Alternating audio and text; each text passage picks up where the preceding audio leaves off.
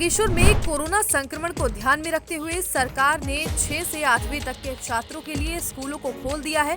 आपको बता दें कि पहले सरकार की ओर से 9 से 12वीं तक की कक्षाएं संचालित करने के आदेश दिए गए थे। वहीं अब 6ठी से लेकर 8वीं तक की कक्षाएं भी संचालित होने लगी हैं। इस दौरान छात्रों ने कहा कि लंबे समय से घर में ही रहकर ऑनलाइन माध्यम से पठन पाठन का काम चल रहा था, लेकिन नेटवर्क की समस्या के चलते काफी दिक्कतों का सामना करना पड़ता था। वहीं अब स्कूल खुलने से छात्रों में पहले की तरह उत्साह देखने को मिल रहा है। जब हम स्कूल पे हमारे सर लोग ऑनलाइन काम भेज देते तो कभी नेट नहीं होता था, तो कभी हम लिखते नहीं थे। तो अब स्कूल आके हमको बहुत अच्छा लग रहा है। जब हम स्कूल आए तो पहले हमारे सर हमको ऑनलाइन पढ़ाते थे, अभी हमको बहुत अच्छा लग रहा है कि हम स्कूल पे पढ़ रहे हैं। कक्षा 6 से 8 तक के बच्चों के स्कूल खोले जा चुके हैं आज से, इसलिए हमें स्कूल आके बहुत अच्छा लग रहा है, क्योंकि इससे पहले ऑनलाइन क्लासेस में हमारी पढ़ाई अच्छी तरह से नहीं हो पा रही थी। बागेश्वर गरुड़ के पासतोली में मोटर मार्ग की बदहाल स्थिति के चलते लगातार समस्याओं का अंबार लगा हुआ है।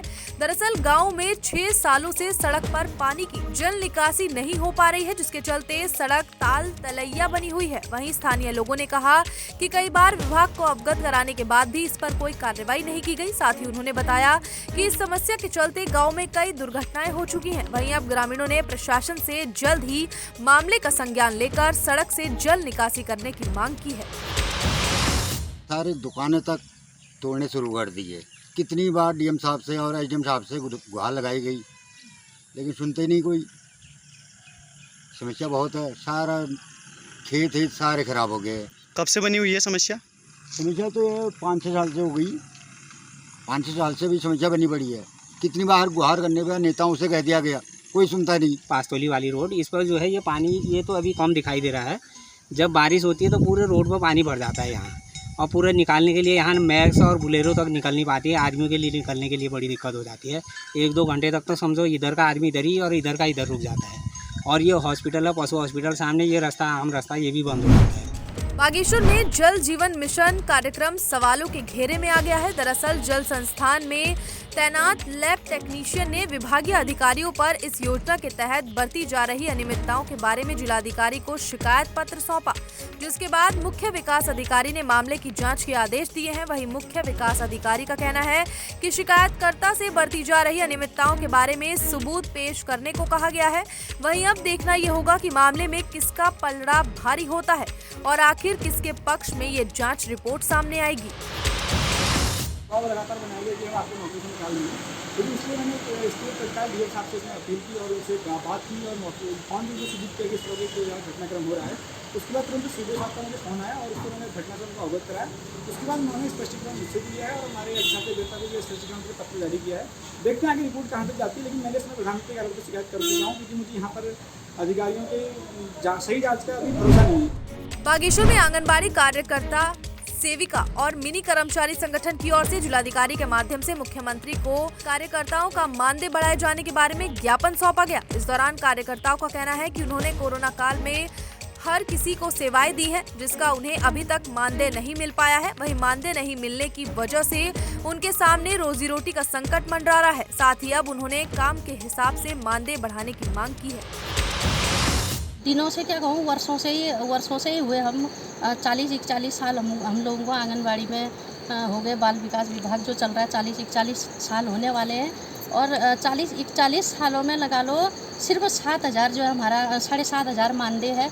7,500 में क्या होता है, इतना महंगाई का ज़माना है। हम अपनी लंबित मांगों के लिए सरकार से बहुत बार हमें आश्वासन मिला कि आपकी मांगें पूर्ण की जाएंगी, लेकिन अभी तक हमें कोई भी खाली आश्वासन के सिवा अभी तक कुछ नहीं मिला है। तो आज हमें हमारी पूरे प्रदेश की बहनों को फिर सड़कों पर आना पड़ा। तो आज हमने जिलाधिकारी के माध्यम से अपना ज्ञापन दिया है। बागेश्वर में उत्तराखंड सरकार देहरादून के 20 सूत्रीय समिति के उपाध्यक्ष शेर सिंह गड़िया की मौजूदगी में VCSMPP की ओर से जिलावासियों के लिए 1 दिवसीय औषधि मानकों और कुशल कृषि तकनीकों के बारे में जानकारी देने के लिए कार्यशाला आयोजित की गई, जिसमें बागेश्वर जिले की महिलाओं ने बढ़ चढ़कर हिस्सा लिया। इस दौरान औषधि और कृषि के माध्यम से आय बढ़ाने के तरीके बताए गए हैं। का बीज का प्रमाणीकरण कैसे हो और किसानों की जो आय दुगना करने के लिए सरकार ने संकल्प लिया है, उस संकल्प को धरातल में परिपूर्ण करने के लिए हमारी जो सेल्फ हेल्प ग्रुप है संपूर्ण जनपद बागेश्वर के अंदर और पिथौरागढ़ के अंदर अन्य भी जिलों में इस प्रकार का कार्यक्रम चल रहा है। वर्कशॉप लगाई जा रही है जिसमें स्थानीय जो एप्लीकेशंस हैं जो जड़ी बूटी वगैरह उगा रहे हैं उनको क्वालिटी के बारे में ट्रेनिंग दी जा रही है, कैसे उगाया जाना है, कैसे उसको अलग अलग स्टेटा में कैसे बेचा जाना है, क्योंकि उत्तराखंड राज्य जो है औषधि से काफ़ी समृद्ध है और रिच है। तो इस तरह की ट्रेनिंग स्थानीय लोगों को काफ़ी लाभात्मक होगी, इससे उनको पता चलेगा कि उनको अपने प्रोडक्ट के अच्छे रेट कैसे मिल सकते हैं। समय समय पर इसकी डिमांड आती रहती है, इसका अच्छी उत्पादन प्रक्रिया सर्टिफिकेशन का अभाव है से इस परेशानी को ध्यान में रखते हुए गवर्नमेंट की ओर से ये स्कीम चलाई जाती है, voluntary certification scheme for national plantation. Bageshwar में स्वर्गीय श्री नंदन मेहता मेमोरियल जिला स्तरीय बॉक्सिंग प्रतियोगिता का आयोजन डिग्री कॉलेज के मैदान में किया गया, जिसमें जिला स्तर के सभी खिलाड़ियों ने प्रतिभाग किया। जानकारी के मुताबिक नरेंद्र पैलेस की ओर से इस कार्यक्रम का आयोजन किया गया है। वहीं कार्यक्रम के मुख्य अतिथि के रूप में नगरपालिका अध्यक्ष सुरेश खेतवाल रहे। साथ ही इस मौके पर खिलाड़ियों ने मैदान में जमकर जलवे बिखेरे।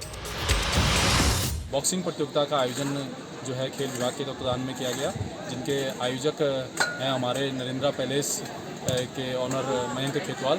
और इस प्रतियोगिता में जो है अंडर 13 अंडर 17 तक के बच्चे यहाँ पर आए हुए हैं, जो कि जनपद स्तर से आए हैं और बहुत अच्छा इन लोगों का यहाँ पर प्रतियोगिता रही। कराते हैं, प्रशिक्षण भी चल रहे हैं, लेकिन कोरोना काल की वजह से हमारा 1.5 साल से सारे प्रशिक्षण और प्रतियोगिताएँ बंद हैं, क्योंकि SOP की गाइडलाइन के तहत हम ये चीज़ें नहीं करा सकते।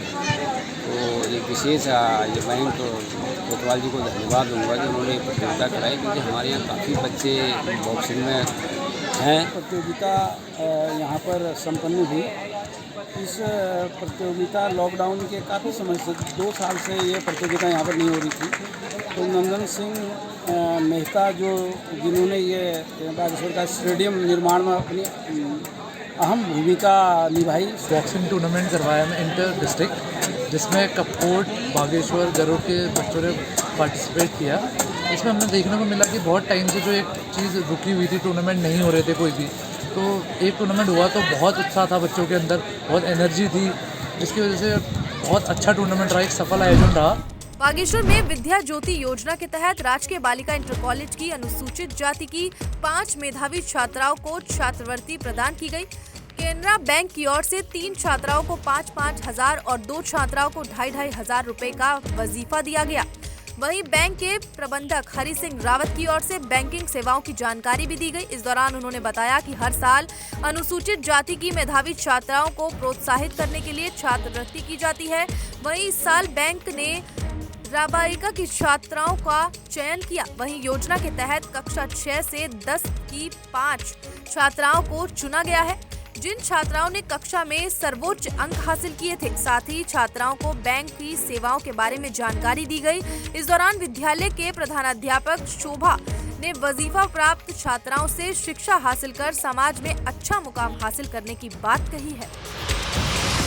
केनरा विद्या ज्योति स्कीम के अंतर्गत GGIC बागेश्वर के छात्राओं को, जो अनुसूचित जाति एवं जनजाति की छात्राएं जिन्होंने कक्षा 6 से लेकर के 10वीं तक अव्वल स्थान प्राप्त किया है, उन बच्चों को, उनकी प्रतिभाओं को आज हम सम्मानित करने के लिए केनरा बैंक की तरफ से हमने छात्रवृत्ति वितरित की है। ये हमारे विद्यालय में आज केनरा बैंक बागेश्वर की ओर से विद्या ज्योति एक उनके यहाँ एक स्कीम है, जिसके अंतर्गत हमारे यहाँ जो अनुसूचित जाति के बच्चे हैं जिन्होंने अपने कक्षा में सर्वोच्च अंक प्राप्त किए हैं, तो उन बच्चों को दिया गया है